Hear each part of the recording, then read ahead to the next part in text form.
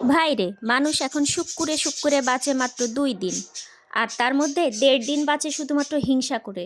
আর বাকি যতটুক থাকে তার আগেই মইরা ফুট্টুস হয়ে যায়, তারপরও মানুষের হিংসা কমে না। আসসালামু আলাইকুম। শখের টুকিটাকির আজকের ছোট্ট একটি মিনি ব্লগে আপনাদের সকলকে স্বাগতম। সবাই কেমন আছেন? কোথা থেকে আমার ভিডিও দেখছেন কমেন্ট বক্সে জানাবেন প্লিজ। আর এই যে সমস্ত আপুরা রেগুলার আমার ভিডিও দেখে থাকেন, সাথে কমেন্ট করে থাকেন, তাদেরকে অসংখ্য ধন্যবাদ। এভাবে আমার পাশে থাকবেন, আশা করি আমিও আপনাদের পাশে থাকব। তো আজকে প্রথমে যে কথাটা বলছিলাম যে মানুষ বাঁচে শুক্কুরে শুক্কুরে 2 দিন। ভাই রে ভাই, পেজ খুলতে পারি নাই, মাত্র 2 দিন হয়েছে। এখনই নাকি শুনতেছি আমি গুলশানে ফ্ল্যাট কিনে ফেলেছি। থাক, সেসব কথা আর নাই বলি। ফ্ল্যাট কেন ভাই, আমি তো দুবাইতে ফ্ল্যাট কিনেছি। মানে মানুষের আচার আচরণ শুনলে জীবন কি এতটাই সহজ? মানুষ কতটা সহজভাবে জীবন পার করতে পারে বলেন? কারো জীবনই শিথিল না, কারো জীবনই সহজ না। হয়তো কেউ সোনার চামচ নিয়ে জন্মগ্রহণ করে, আর কেউ জন্মগ্রহণ করেই সারাটা জীবন কষ্টের কারণে। সেটা আল্লাহ যার ভাগ্য যেভাবে লিখে রেখেছেন সেভাবে, আর বাকিটুকু হলো তার পরিশ্রম দ্বারা। তো আমি পেজ খুলেছি মাত্র 9 মাসও হইতে পারে নাই। তো এই পেজ খুলে আমি এখন লাখ লাখ টাকা ইনকাম করছি। এত সহজ হইলে রে ভাই, এই যে যারা আপনারা কন্টেন্ট ক্রিয়েটর আছেন, তারা তো না জানি কোটি কোটি টাকা ইনকাম করে ফেলছেন।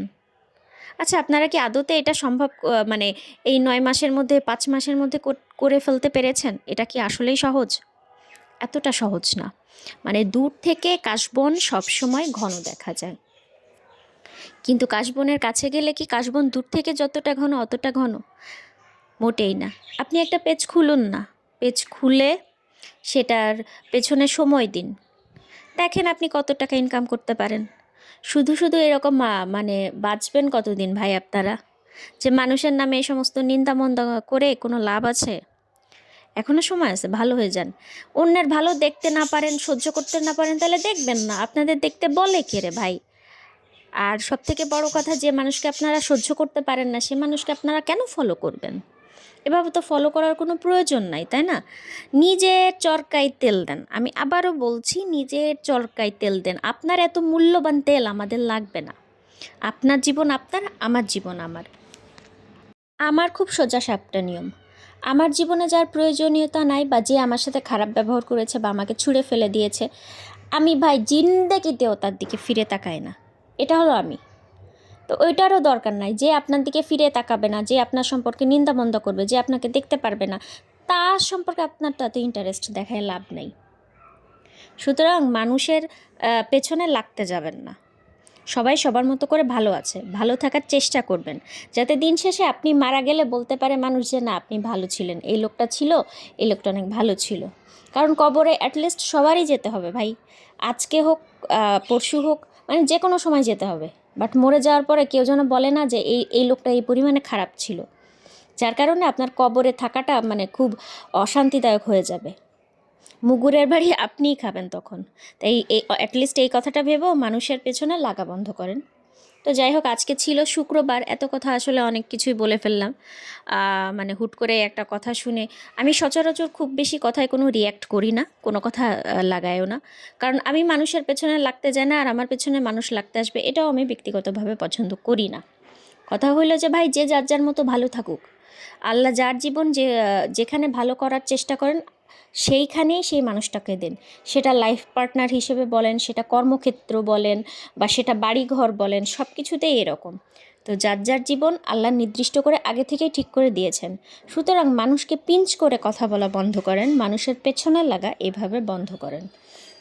তো এসব কথা অনেক বলেছি, আর বলতে চাচ্ছি না। তো আজকে শুক্রবার, কার কোথায় প্ল্যান আছে, কে কোথায় কিভাবে ঘুরতে যাচ্ছেন? শুক্রবার আসলে হলিডে।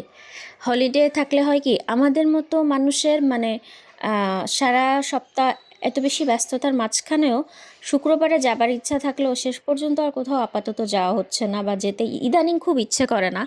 তার কারণ হলো, মনে হয় যে ভাই একটা হলিডে পাইছি, একটু জিরিয়ে নিই। আর এই যে আমরা যারা পেজ খুলে বসে নিয়েছি, তারা তো ভাই জেরানোর মতো কোনো মানে স্কোপই তাদের নাই।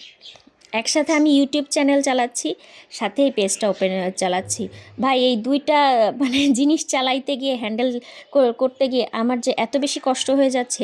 আমি শুধু সেই সমস্ত আপুদের অনেক বেশি ধন্যবাদ দিচ্ছি যে যারা আসলে এত বছর ধরে কষ্ট করে যাচ্ছেন বা কষ্ট করে নিজের জায়গাটা ধরে রেখেছেন। এদের কাছ থেকে শেখার কিছু আছে, এরাই আমাদের কাছে অনুপ্রেরণামূলক।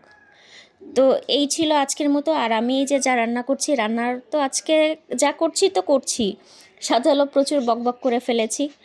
তো তার জন্য আপনাদের কাছে সবার কাছে ক্ষমা চেয়ে নিচ্ছি এবং বারবার আপনাদের সবাইকে বলছি যে কেউ কারো পেছনে লাগতে আসবেন না, কারণ এইখানে কেউ কারো ব্যক্তিগত বাবার সম্পত্তি খেয়ে ফেলেন নাই, বুঝেছেন? এখানে যার যার প্ল্যাটফর্ম তার তার কাছে। সুতরাং যে যার যার মতো ভালো থাকার চেষ্টা করবেন। আর আমার যদি ভাই 100 কোটি টাকা থাকে, আপনার কি লাভ? আপনাকে আমি দিব?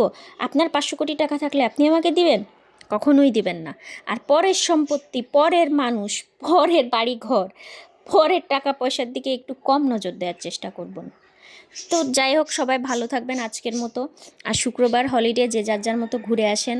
সবার ভালো দিন কাটুক, ভালো সময় কাটুক, ভালো মানুষ হিসেবে বসবাস করেন।